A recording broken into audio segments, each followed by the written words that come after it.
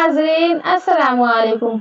आज मैं आपको बताऊंगी कि आदम अलैहिस्सलाम की तख्लीक कैसे हुई और उनको बनाने में कितनी किस्म की मिट्टियाँ थी और सबसे पहले इंसान और पहले रसूल कौन है और आदम अलैहिस्सलाम को आदम क्यों कहते हैं और जमीन में चश्मे कैसे जारी हुए और मैयत को खुशबू क्यों लगाते हैं और खजूर, अंगूर और अनार की पैदाइश कैसे हुई और आदम अलैहिस्सलाम की मुबारक सूरत के बारे में और इब्लीस लईन की बदनसीबी के बारे में और आदम अलैहिस्सलाम का कद मुबारक कितना था। मोहतरम नाजरीन, हमारी आपसे गुजारिश है कि इस वीडियो को एंड तक जरूर देखिए। मोहतरम नाजरीन, अल्लाह ताला ने आदम अलैहिस्सलाम को बगैर माँ बाप के मिट्टी से पैदा फरमाया है। आपकी पैदाइश का वाकया कुछ यूं है कि अल्लाह ताला ने जिब्राईल अलैहिस्सलाम को हुक्म इरशाद फरमाया कि जमीन से एक मुट्ठी मिट्टी उठा कर लाओ। हजरत जिब्राईल अलैहिस्सलाम ने जमीन से मिट्टी उठानी चाहिए तो जमीन ने उसका सबब पूछा। आपने सारा वाकया बयान किया।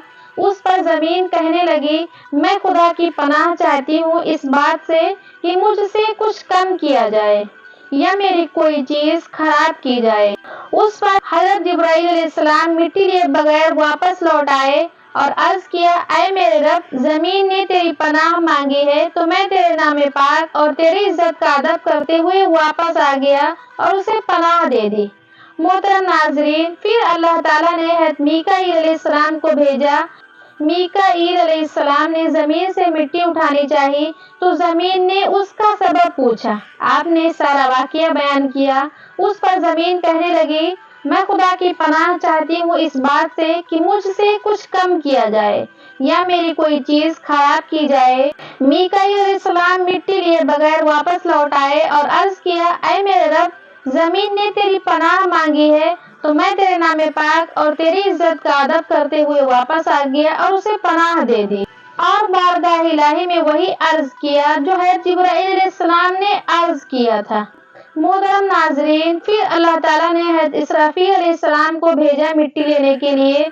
तो जब इसराफील अलैहिस्सलाम ने जमीन से मिट्टी उठानी चाहिए तो जमीन ने उसका सबब पूछा। आपने सारा वाकया बयान किया। उस पर जमीन कहने लगी, मैं खुदा की पनाह चाहती हूँ इस बात से कि मुझसे कुछ कम किया जाए या मेरी कोई चीज खराब की जाए।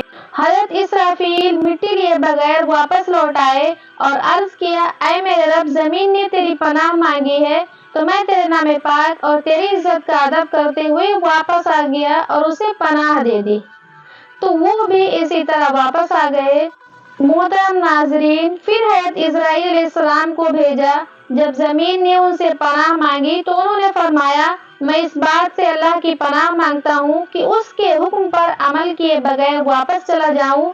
चुनांचे उन्होंने जमीन से मिट्टी ले ली तो अल्लाह पाक ने रूह कब्ज करने का काम भी उन्हीं के जिम्मे लगाया कि तुमने इस मिट्टी को जमीन से अलग किया है, तुम ही इसको मिलाना, और उनका नाम मलकुल मौत यानी मौत का फरिश्ता रखा गया। मोहतरम नाजरीन, अल्लाह रब्बुल इज्जत ने जमीन व आसमान बनाने से पहले फरिश्तों को पैदा फरमाया। जिन्नात को आग के शोले से पैदा किया गया और उनके बाद इंसान को पैदा किया गया।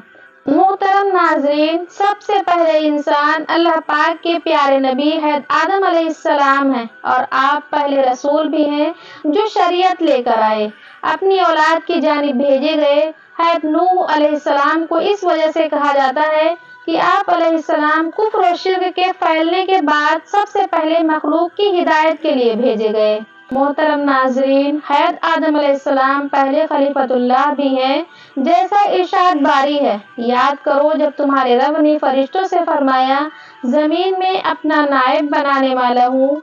मोहतरम नाजरीन, अल्लाह पाक के प्यारे आखिरी नबी मक्की मदनी मोहम्मद अरबी सल्लल्लाहु अलैहि वसल्लम ने इरशाद फरमाया, अल्लाह ताला ने आदम अलैहिस्सलाम को एक मुट्ठी मिट्टी से पैदा किया जो तमाम रोए जमीन से ली गई, लिहाजा उनमें सुर्ख, सफेद और काले और दरमियाने और नरम व सख्त, पलीद व पाक है। बाद हजरात ने फरमाया कि आदम अलैहिस्सलाम की मिट्टी में 60 किस्म के रंग शामिल थे, वो तमाम आपकी औलाद में पाए जाते हैं। अब्दुल्लाह बिन अब्बास रज़ियल्लाहु ताला अन्हुमा ने इरशाद फरमाया, بے شک اللہ تعالیٰ نے آدم علیہ السلام کو جمعہ کے دن عصر کے بعد پیدا فرمایا اور آپ کو عدیم الارض یعنی ظاہری زمین کے ایک مٹھی سے پیدا فرمایا، اسی لیے آپ کو آدم کہتے ہیں اور آپ کی اولاد کو آدمی یعنی آدم والا کہتے ہیں۔ ناظرین، ایک روایت میں ہے کہ جب اللہ تعالیٰ نے حضرت آدم علیہ السلام کو پیدا فرمانے کا ارادہ کیا تو زمین سے فرمایا، میں تجھ سے ایک مخلوق پیدا فرمانے لگا ہوں، تو جس نے میری فرمانبرداری کی اسے میں جنت میں داخل کروں گا اور جس نے میری نافرمانی کی اسے میں جہنم میں ڈال دوں گا۔ تو زمین نے عرض کیا، اے میرے پروردگار، کیا تو مجھ سے ایسی مخلوق کو پیدا فرمائے گا جو جہنم میں جائے گی؟ تو اللہ پاک نے ارشاد فرمایا، ہاں۔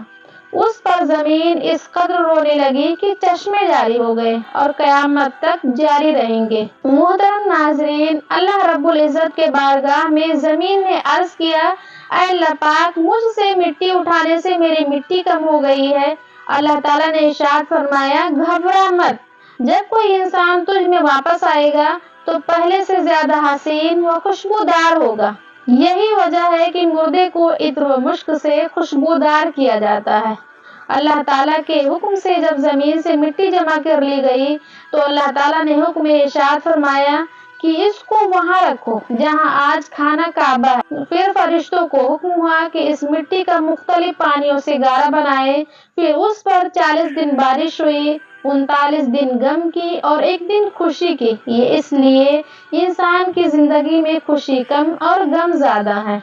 محترم ناظرین، حضرت آدم علیہ السلام کا مبارک خمیرہ جس مٹی سے تیار ہوا اس سے بچ جانے والی مٹی شریف سے کھجور کا درخت بنایا گیا، جیسا کہ مسلمانوں کے چوتھے خلیفہ حضرت مولا علی شرح خدا رضی اللہ عنہ بیان کرتے ہیں کہ حضور اکرم صلی اللہ علیہ وسلم نے ارشاد فرمایا، کھجور کا احترام کرو کیونکہ یہ تمہارے والد حضرت آدم علیہ السلام کی بچی ہوئی مٹی سے پیدا کی گئی ہے۔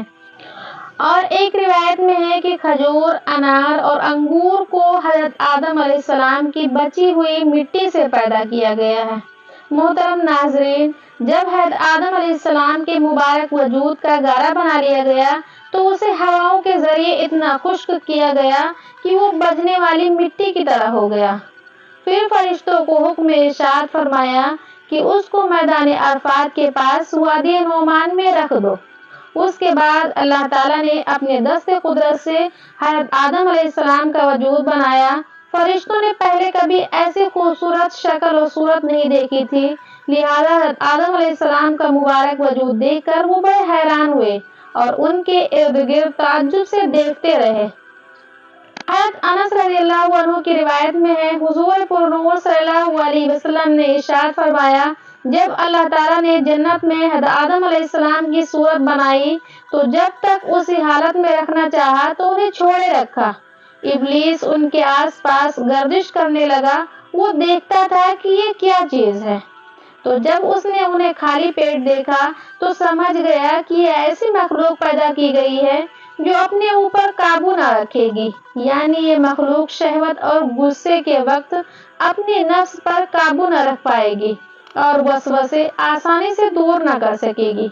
ایک اور روایت میں ہے کہ حضرت آدم علیہ السلام کے مبارک وجود کو دیکھ کر ابلیس نے یہ بھی کہا، ہاں، اس کے سینے کی بائیں جانب ایک بند کوٹری ہے، یہ خبر نہیں کہ اس میں کیا ہے، شاید یہی وہ لطیفہ ربانی کی جگہ ہو جس کی وجہ سے یہ خلافت کا حقدار ہوا ہے۔ محترم ناظرین، ابلیس نے فرشتوں سے پوچھا، اگر اسے یعنی حضرت آدم علیہ السلام کو تم سے افضل بنایا گیا تو تم کیا کرو گے؟ فرشتوں نے کہا، ہم اللہ تعالیٰ کا حکم مانیں گے۔ بدبخت شیطان لعین اپنے دل میں کہنے لگا، اگر اس کو مجھ سے افضل بنایا گیا تو میں اس کے تابع نہیں رہوں گا۔ محترم ناظرین، بخاری شریف میں ہے، حضرت آدم علیہ السلام کا مبارک قد 60 گز یعنی 9 فٹ تھا۔ جو بھی جنت میں جائے گا وہ حضرت آدم علیہ السلام کی صورت پر ہوگا اور اس کا قد 60 گز ہوگا۔ پھر حضرت آدم علیہ السلام کے بعد اب تک مخلوق قد و قامت میں کم ہوتی رہی ہے۔ حضرت مفتی احمد یار خان نعیمی رحمۃ اللہ علیہ اس حدیث پاک کی شرح میں لکھتے ہیں، जन्नत में सिर्फ इंसान ही जाएंगे, जानवर या जिन्नात नहीं जाएंगे। और तमाम जन्नती इंसान आदम अलैहिस्सलाम की तरह हसीन व जमील तंदुरुस्त होंगे, कोई बदशक्ल या बीमार ना होगा और सबका कद 60 हाथ होगा, कोई उससे कम या ज्यादा ना होगा। दुनिया में ख्वाह पस्त यानी छोटा कद था या दराज यानी लंबा कद, बच्चा था या बूढ़ा, मगर ये कमी सिर्फ दुनिया में है, आखिरत में जन्नत में पूरी कर दी जाएगी। ऐ आशिकाने रसूल, बज़ाहिर इतना लंबा कद होना अजीब और नामुमकिन मालूम होता है, लेकिन अल्लाह पाक की कुदरत पर नजर की जाए तो न ये अजीब है और न ही नामुमकिन, क्योंकि अल्लाह पाक इतने लंबे कद वाला इंसान बनाने पर बिल्कुल कादिर है। उम्मीद है आपको आज की वीडियो पसंद आई होगी। अगर वीडियो पसंद आई हो तो इसी तरह की वीडियोस देखने के लिए हमारे चैनल को सब्सक्राइब कर लें। जज़ाकल्लाह।